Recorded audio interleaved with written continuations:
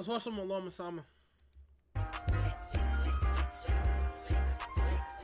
haven't watched them in a minute.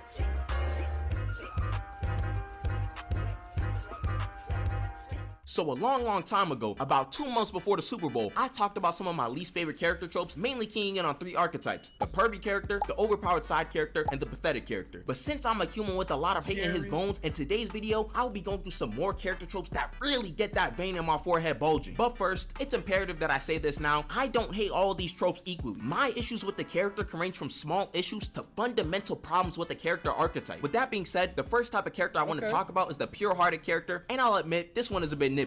A pure-hearted character is a character who has a heart free of evil and malice. You'll usually see them being the nice and friendly character who makes the morally good decision. I feel like we've seen this type of character a lot in anime. A very simple example of someone with a pure heart is Goku. You never see Goku doing anything evil and will typically look to give his enemies second chances or forgiveness. And there's nothing wrong with that in theory. Depending on how the story is executed, you can see the cracks of this type of character start to appear very quickly. And my problems go a bit deeper than letting the villain go or giving forgiveness to the villain. For example, look at a character like Tanjiro. When Yutaru and Daki are about to die, they start arguing and spouting crazy things to each other. Tanjiro swoops in to tell them to stop arguing because they only have each other left, etc, etc. Although there's nothing wrong with being sentimental, at a certain point I start to feel like we're just being a bit unrealistic. Like an hour ago, Daki destroyed an entire block of houses and people, and you were the one who got angry at the fact that someone could do such a thing without regard for others' lives. But then at death's door, we're choosing to be sentimental to them. I can understand that it's easier to have those feelings at a moment like death, but I don't know, it just feels a bit off when it's executed in such a manner. This also just might be me having a big...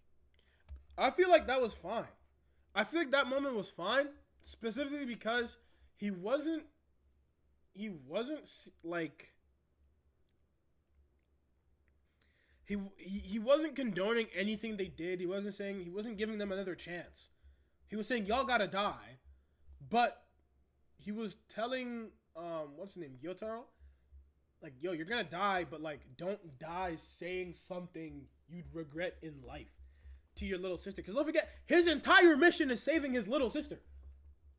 So he's just saying, yo, don't say something to your little sister that like would ruin both of y'all's image of each other. It's like, just, yo, just keep quiet. Die in peace. To them. I can understand that it's easier to have those feelings at a moment like death, but I don't know, it just feels a bit off when it's executed in such a manner. This also just might be me having a bigger problem with Demon Slayer as a whole. The demons we see murking a bunch of humans will probably have some sad backstories, but they just don't feel strong enough to give someone a reason to empathize with. And sometimes my arguments aren't worded the best, so let me say it like this. Let's create some sort of spectrum for why some antagonists are evil. We'll have the villains in Naruto on one side and the villains in JJK as the other side. For Naruto villains, a lot of them have very thought out reasons for why they do what they do, and yo, I need to see this. Evil on the left, we got evil by circumstance. Madara's evil not because he's actually evil, but he just wants world peace and he's going about it the wrong way. This guy's evil because circumstance, again, you know what I'm saying? His people got boomed and all he wants is to stop all this fighting, but he wants to take it into his own hands. He's evil because he's possessed. You know what I mean? This is all evil by circumstance. These guys are not real villains. These guys are just, you know, misguided. And then we have evil just to be evil. These guys on the right, the JJK villains, have no reason to be evil. Tell me why Mahito is evil. This guy was just born evil. Tell me why Sukuna is evil. This guy just wanted more power. Tell me why Geto is evil. Not Geto. Kenjaku is evil. This guy just said, yo, Sukuna, man, I don't like how you do things, man. So he became evil to match evil. He's trying to fight fire with fire.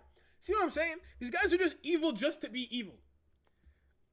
It's nonsense. Nonsense. These guys are evil by circumstance. They're not even evil. Misguided, real villains.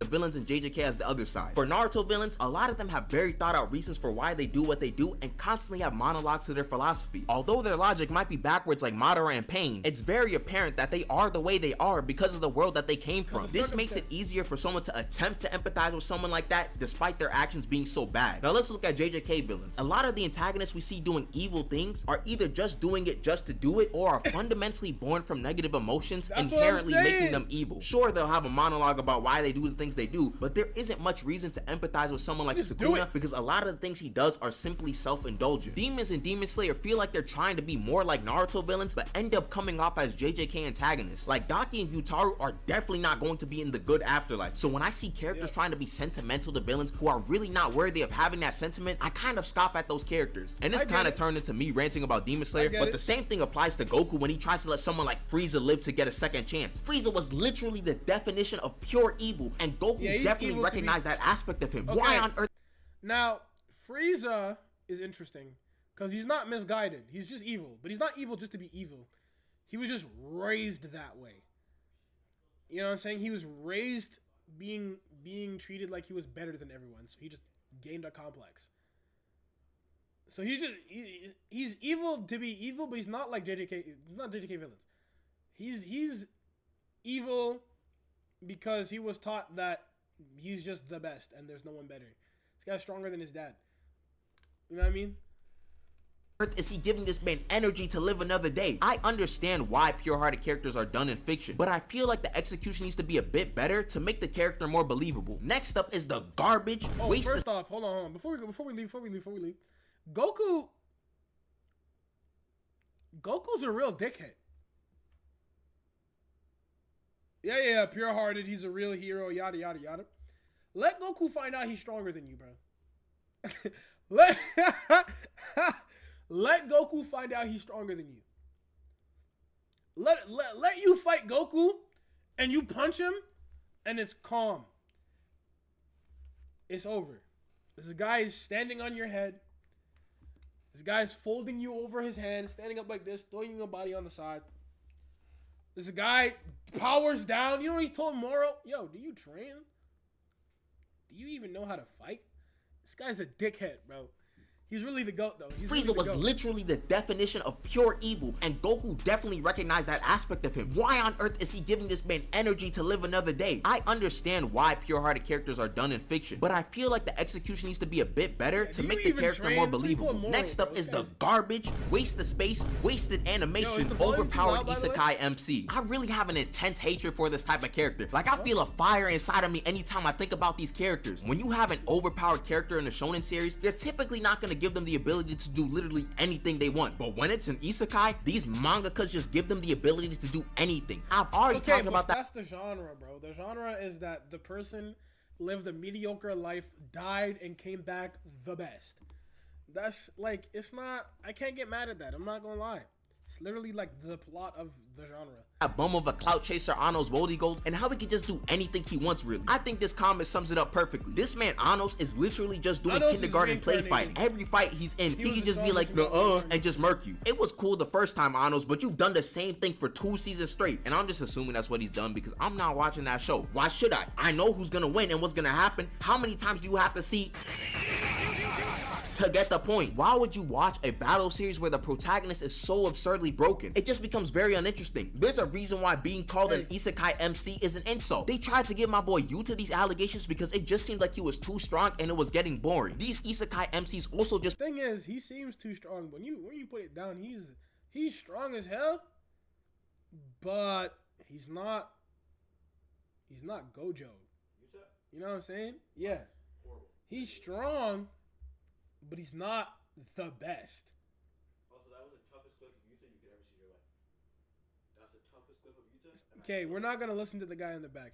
I'm just gonna play the video. Just be infesting these anime sites with their series. Look at this one, In Another World with my smartphone. Like, look at this bit. Let me calm down. This guy is a god. Not joking, he's a god and can do all sorts of magic and other BS, and he has a smartphone and whatever. And that's another thing. They always use the magic route to allow these MCs some BS abilities. Like, they'll casually have some time spell that reverses everything, or perhaps an instant death spell that murks someone on contact. Then there'll be some demigod. Okay. I actually like isekai. You know what I mean? Some of the best series, some of the best anime are isekai, bro. Digimon, hello? Stop playing with me. Digimon's great because no one's overpowered. Which is like, you know, but it's seen as more of a kid's show, I guess. Although there is some dark tones, but whatever. Slime, he's overpowered, but you see him work his way up to the next levels of overpowered. He's just overpowered for like where he is. What's another really good one? Isn't like Eminence and Shadow? People love that show. It's like stupid, but people love it or something like that. Funny. Yeah, it's like stupid. You really think I'm someone like you're bought with money? Yes, and he's like leaning over it. Yeah. So it's like I actually like the genre, but I understand what he's saying. I don't like fully like the point of the genre is that they come back as gods. You know what I mean? So complaining that they came back as gods like doesn't make sense to me fully. Like I understand, but that just means the genre's not for you.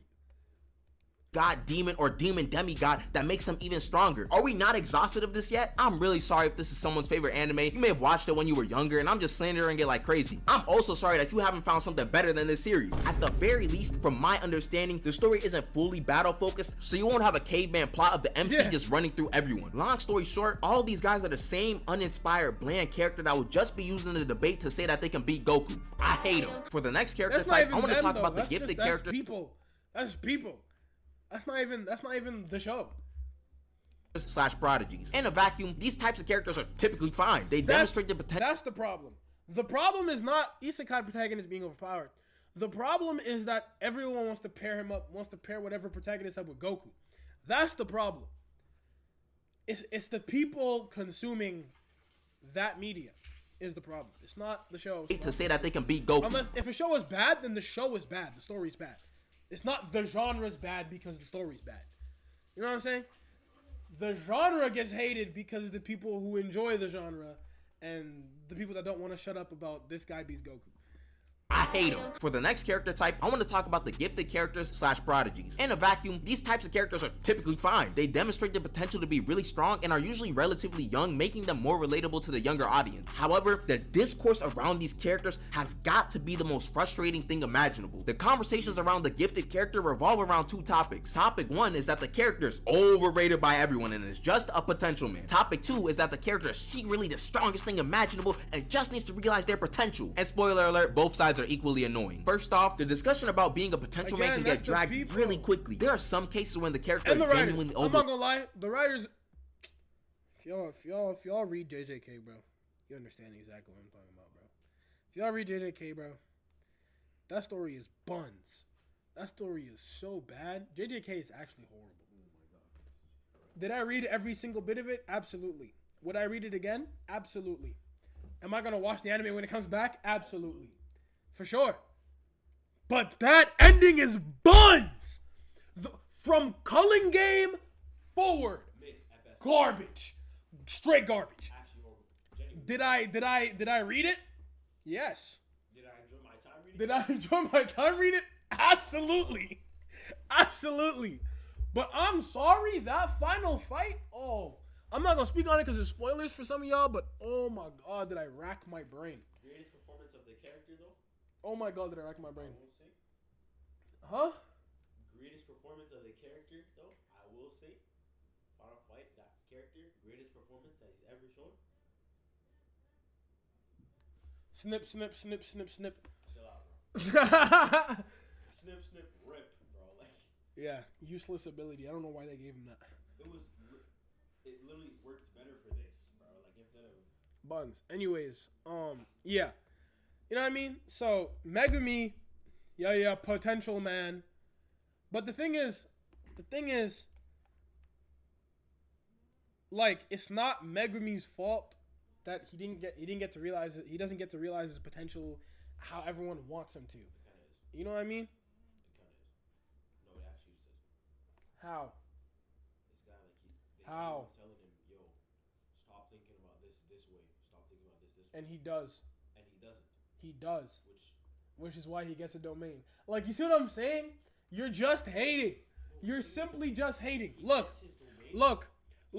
Last I checked, it's not realistic for a person to switch on a dime.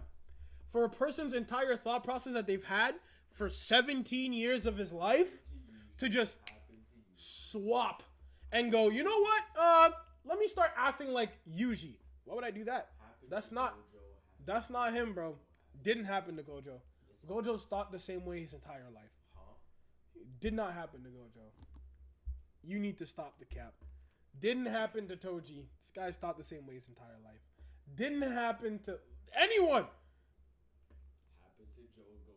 Happened to Jogo. The only thing Jogo realized is how outmatched he was in his final fight, bro. Happened to Mahito? No, Mahito just got scared. That's exactly what That's not the same. That's not the same because if you took him out of that situation after the scare and you threw him into another city where they couldn't reach him, this guy would be on edge until he realizes that they can't reach him, and then he just restart the cycle. Like it's not. That's what Megumi did. Is that he started thinking a different way, got his thing. The second he did, he went straight back to how he was before. No. It's micro adjustments. That's the thing. You're not understanding. It's micro adjustments. Not only that, Gege only cares about one character, so it doesn't matter. And that's the problem with a lot of these characters, bro. These potential kids and these potential characters, the story tells you their potential is gonna come in however many years. But the story happens within a year. So you're never gonna see them get there. Because the story happens in a year. You think we got to see Toshiro? Toshiro is prime. Everyone hated on Toshiro. Everyone loved Toshiro. First off, he's one of the most popular characters of Bleach. But the Toshiro haters, what do they talk about? He does nothing. He's got all his potential and he does nothing. What did they say in the damn show? Like manga readers, like anime enjoyers, they don't read or watch their series, bro. They said 100 years. They said in 100 years he should be this strong. Bleach happens in a span of 2 years. That's not 100 years. You're not seeing him where he should be. Sorry. But like, come on. Come on, bro. Rated and glorified for contributing very little to the story. But either that, or they get thrusted in a situation where they can't thrive. Itachi. He could not thrive in the situation he was thrusted in. You kidding me? Sasuke, he thrived. Look where he is now. Don't look at where he is now. Look at where he was when everyone loved him at his peak. Prodigy. You know what's crazy? He had time to grow. Did Itachi have time to grow? No, he had to grow up immediately. He had to be an adult at the age of 8. That's not real. He can't thrive in those situations. So many of these characters, bro, get thrusted upon these crazy situations immediately, and people are like, potential man. It's like, okay, bro. What are you gonna? You can't even dream about doing half the things they did in the situations if you were in that situation. It doesn't make sense. It gets to a point where people make false narratives about a character always losing, when in reality, their record isn't as bad as people say it is. You really can see how biased people are when you ask them questions. He's spitting. Questions about a character like Toshiro. Toshiro is one of my favorite characters in Bleach, so obviously I'm going to defend him. But objectively, this guy don't even be getting crazy L's. He lost to Aizen twice. Whoop-de-doo. He lost to one of the strongest characters in the series twice. Okay. Basically, everyone lost to Aizen. Everyone hates that guy. Huh? Same thing happens to Renji, but everyone hates that guy. He fights people 10 million times stronger than him, right? No. Everyone's like, That's not the same. That's not the same. Chad, he's trying to say Toshiro and Renji on the same level. No, But they'll use the losses. But I'm saying like they call Renji a fraud when he's like whenever he's. Okay, the difference is, Renji's not a captain.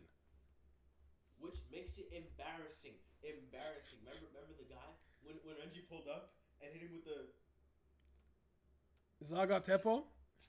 Yeah, Masday Masculine. 3 captains were fighting that. 3 captains. Yeah, but like Renji is captain level. Which is embarrassing. He's strong. Renji's strong. Don't get me wrong. Renji is strong. Yeah. Renji's Renji's losses are against people.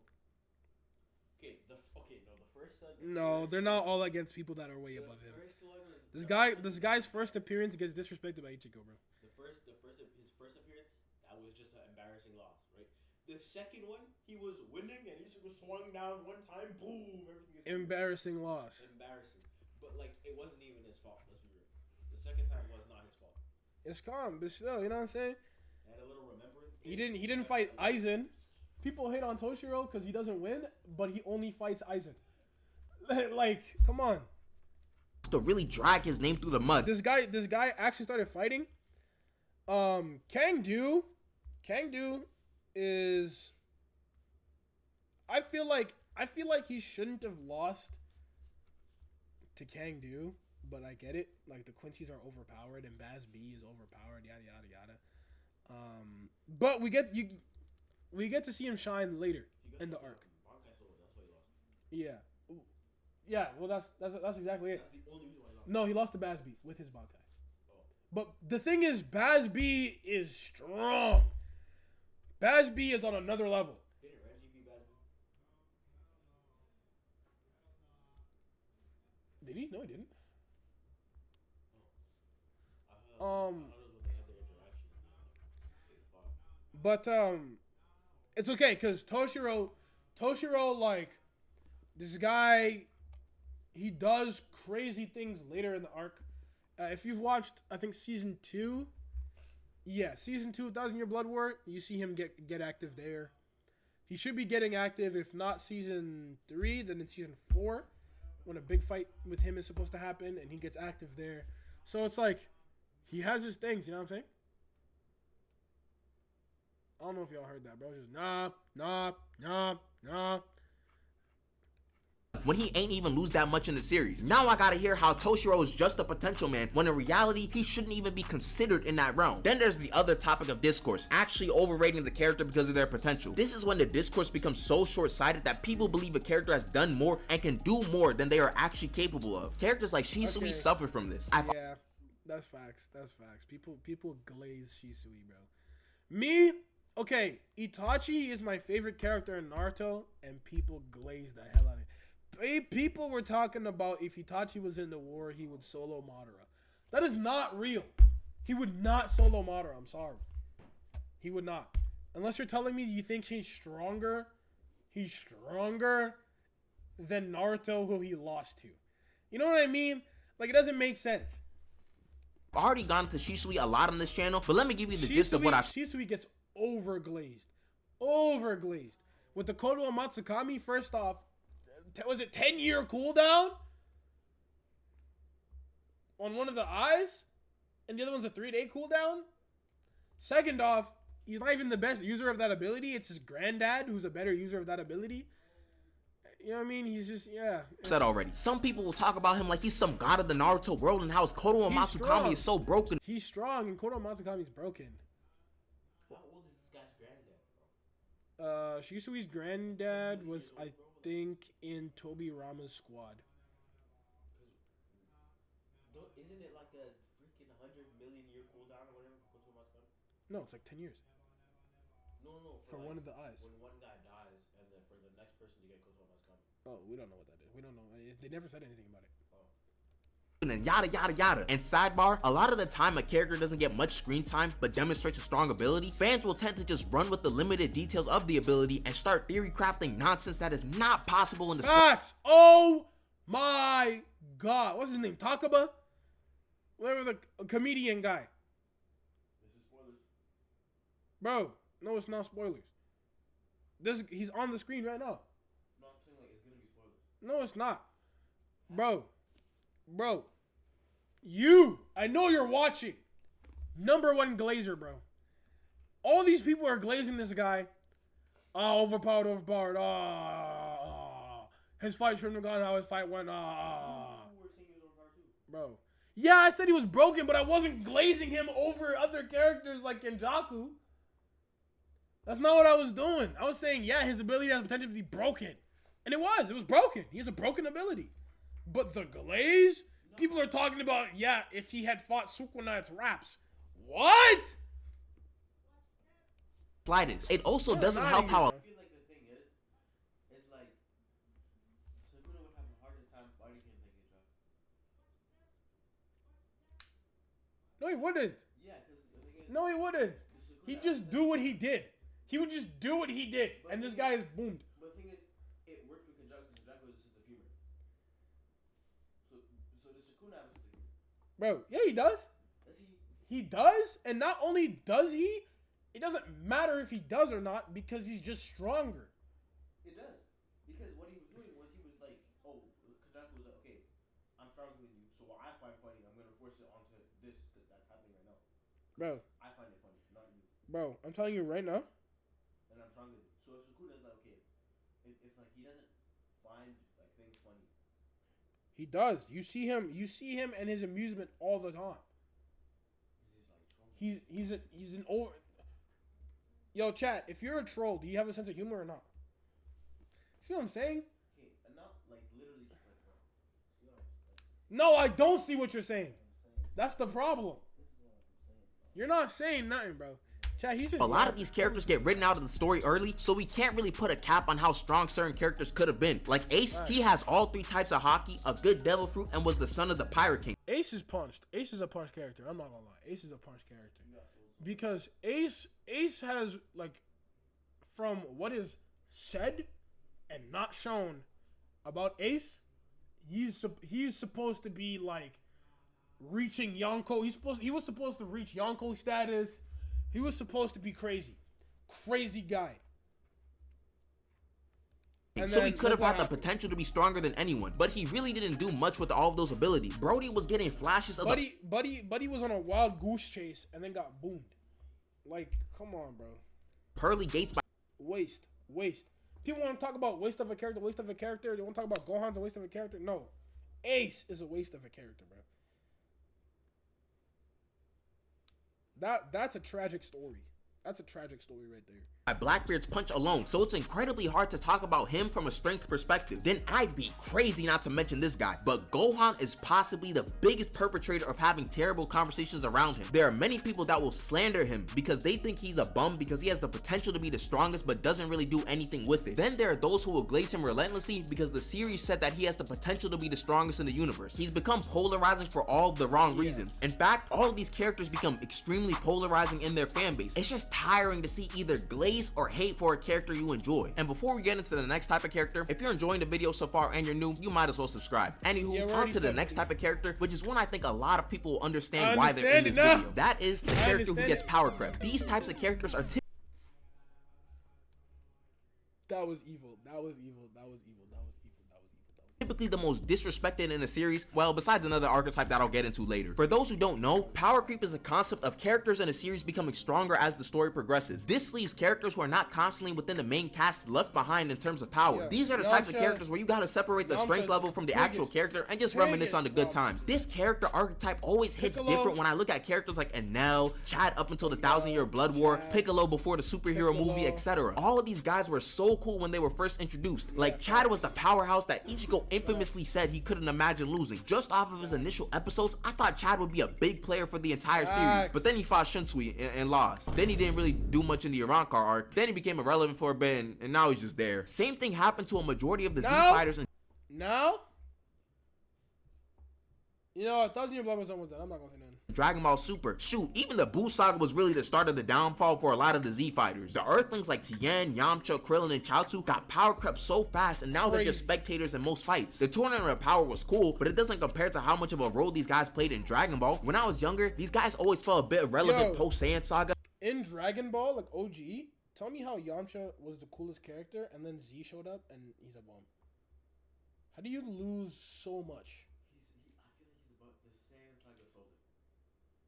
He lost. Like, how do you lose so much? The Saiyan Saga sold him hard. He died in the Saiyan Saga and became afraid of everything else. It's crazy, bro.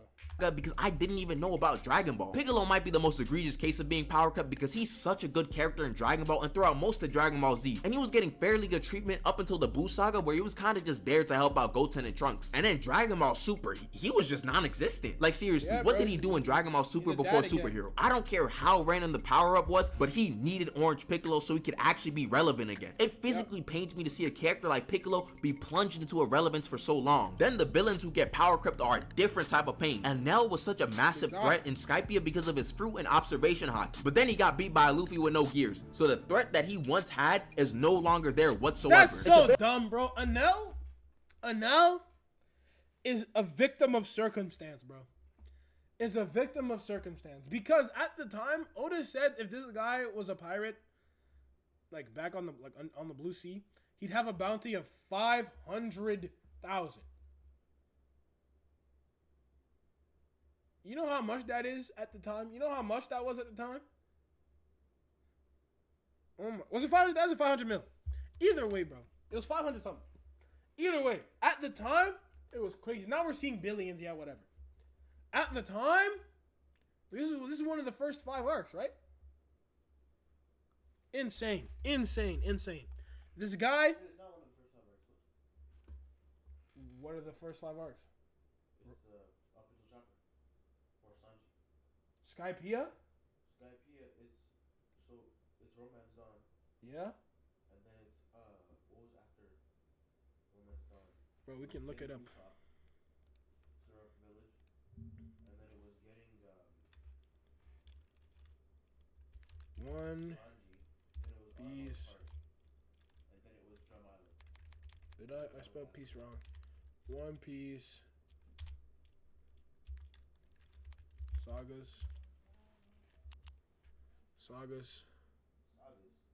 East Blue, Alabasta, Skypiea, 3rd saga. Anyways, bro. This guy was running game. No one could touch him. Clapped his race. Like, nothing. No one could do anything. Rubber Man shows up. The one thing he can't fight. Figures out how to fight it. Gets boomed. Like, Very good thing that Oda does not leave a lot of his villains to dry out on the side of the road, so it's possible that he returns later in the story. I think Oda started to lock in after Crocodile because he started to realize he did his character the dirty. thing is, everyone wants him to come back and be overpowered, but I don't see how he'd be overpowered. Like, how would he be stronger than what we have? You know what I mean? If he comes back, yeah, he could be like a threat, but nothing that like anyone relevant could just boom, could not just boom. You know what I mean? Because he went up there, he got his goal, he's up there, and then he's chilling. He's not. We don't know, like, he's not doing anything. He's just living. Crocodile is one of my favorite One Piece villains because Crocodile. he just feels like the perfect balance of everything. He was one of the first characters to defeat Luffy easily and has some really good moments in Alabasta. Like when the elite guard tried to challenge him with the special water that killed them, he just sat there and let nature take its course. I can't put my finger on it, but I just love this moment so much. But then Luffy beat him, which is fine and all, until you realize how early in the story it is for Luffy to beat a character on the caliber of Crocodile. A Logia user who's a warlord gets beat in the first major saga in the series. This was definitely a problem that Oda was smart for amending, because if Crocodile just got written out of the story past this point, then it would have easily been one of the biggest fumbles. And that's probably the best way to summarize a character who gets power crept, a fumble. They are characters with the actual potential to contribute more to the story, but are not able to keep up with the story's level of power. I don't know what the inspiration to how you why say Luffy chat? being Sundere? Crocodile was. Marcus Sundere. Type shit. Wow. It was That's what? crazy. As you can tell, the next character we're talking No, about I is an know how anime he classic, became a tsundere. To why make he it was simple to evil. understand, a tsundere is basically the personification of the Sour Patch commercials where they're sour at first, but then they're sweet. The whole idea can be fine sometimes when it's just the character being a bit embarrassed. Wasn't that what he was doing before? It was like he spat water on him. The second he started it, able to get it. Yeah, but like, It was rap shit. I know I'm like you're just telling me how he beat him. No, but I'm saying like, the reason why is because the second he was able to touch Crocodile, Yes. he was just rinsing it every time. Yeah, but he shouldn't be able to do that. Crocodile was a warlord. This is Alabasta. This is Arlong was also warlord. Arlong? Yeah. Yeah, but we know how strong Arlong should be. Crocodile returns. Arlong, he's somewhere. Crocodile returns and is relevant. You know what I mean? Crocodile is a guy that trained his fruit so much that in his sleep, if you were to try to kill him, his body would instantly react without him knowing. Crocodile is a guy that did so much, but has shown us nothing. Yeah, he got so little, dude. And then got sold first 3 arcs. Or first whatever arc. Like the first, second saga. Yeah, Alabasta. He got sold second saga, bro. He was. I will say he was running game until like it was literally his running game until he like got splashed or anything and then had to fight Luffy. Yeah. He touched any kind of moisture, Luffy was there and it was wraps. Yeah, you know, it is what it is. I mean, he doesn't have a hockey or anything. All he has is his fruit. Yeah, at the time, yeah. All he had was the fruit and the poison. Yeah, at the time, yeah. But I still don't think Luffy should have like rinsed him at the end. He did it. Yeah, he did. The moment Crocodile was like, haha, you're done, and then Luffy gets up and he's bloody, it was wraps. He was like charging. The moment Luffy stood back up, it was wraps. It was over. Yeah. This guy, Desert Storm. Huh? Luffy punched when he sent like the blades at him, and Luffy punching through the blade was kind of stupid. Because he punched through it, and then no injury. It kind of just broke it. And then just punched right through it and punched him. Yeah. And then hit him with Storm. Yeah. Yeah. You know, it is what it is. That time, but it starts to become really annoying when the entire character's personality is just being angry all the time, and then once in a decade they give you a compliment. Like, that's not cute, that's annoying. Can you imagine dealing with someone like this in real life? Someone randomly yelling insults at you 1 second, then the next moment they're asking you to eat lunch with them. That's another thing. The sour side of some of these characters are literally just them hurling insults at people. Is this just not verbal abdominal use? Trust me, if you had a friend moving like this in real life, they're not gonna be your friend much longer. A tsundere flare can also just be very aggravating. Like, Vegeta has some of these tendencies when he doesn't want to fuse. Like, bro, just put on the earring and get to fighting. He also tries to act like Goku isn't his best friend and is just his rival. Like, alright, bro, you got it. The last character I want to talk about is probably my least favorite one from a narrative perspective, and it has a similar premise as to why I don't like characters who get power crept. I do not like hype characters. What I mean by a hype character is a character who gets introduced to the story only to make another character look stronger, or to kind of artificially make a threat look even stronger. These hype characters always get really interesting abilities and backstories that probably should be explored a lot more, but instead they need to get. This is BS. Star and Stripes, that was BS, bro. That was BS. Star and Stripes, the character is great. The fight, great. Endeavor pissed me off. Endeavor was my problem in this fight. I know she was there to make Shigaraki like, whoa, huge threat. I actually love her character. My problem is Endeavor shows up and just watches from the beach. This guy, he was there. Endeavor was there. The problem was no one was there to help her. Endeavor gets there, flies in. That's the Marvel Rivals gameplay. This guy Endeavor flies in, stops at the beach, and hits one of these, chat. With the Latifah stance. Chat, he hits one of these. That's exactly what he did. And once he hit one of these, he's watching from the shoreline. And he's watching all of it go down. And he sees that she's thrashing Shigaraki. The last bit happens. And instead of taking the opportunity to fly over there and boom whatever he can so the world is safe, he watches and goes, up, she fumbled, and leaves. What?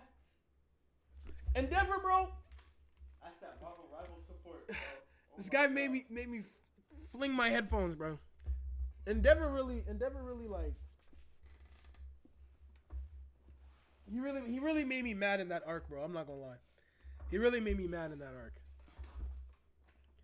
Get written out immediately so the other character looks good. Stars and Stripes is a prime example of this. Her only job was to make Shigaraki look stronger. She's only there for like 2 episodes until she gets murked. It just makes you wonder why you even introduced the character in the first place if they'll just be thrown away a second later. It just rarely gives me a good viewer experience. I feel like the only time it was done fine was with Mecha Frieza and King Cold, because it introduced Trunks and presented the androids as an even bigger threat. But even then, Mecha Frieza was just useless, and King Cold probably could have been explored more as a character. If you don't give a solid reason as to why these characters just get folded immediately. He's weaker than Frieza, bro. Like, I get it, seeing more King Cold, but I don't care about King Cold. Not at that time, he wasn't.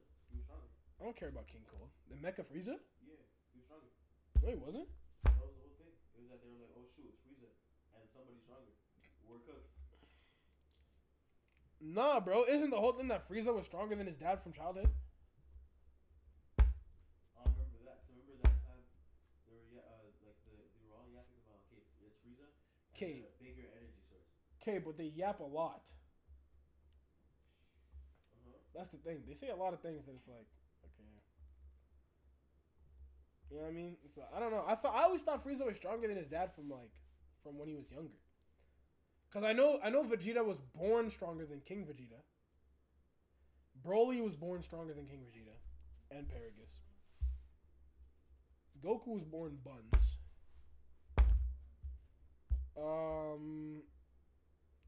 Yeah, I thought Frieza was stronger than Cold when he was young. Huh? Bro, it's just Wukong in Japanese. Immediately, then it just feels like a waste of a character to me. Thank you guys so much for watching, and special thanks if you made it this far. It's not the name that's inspirational, it's the character.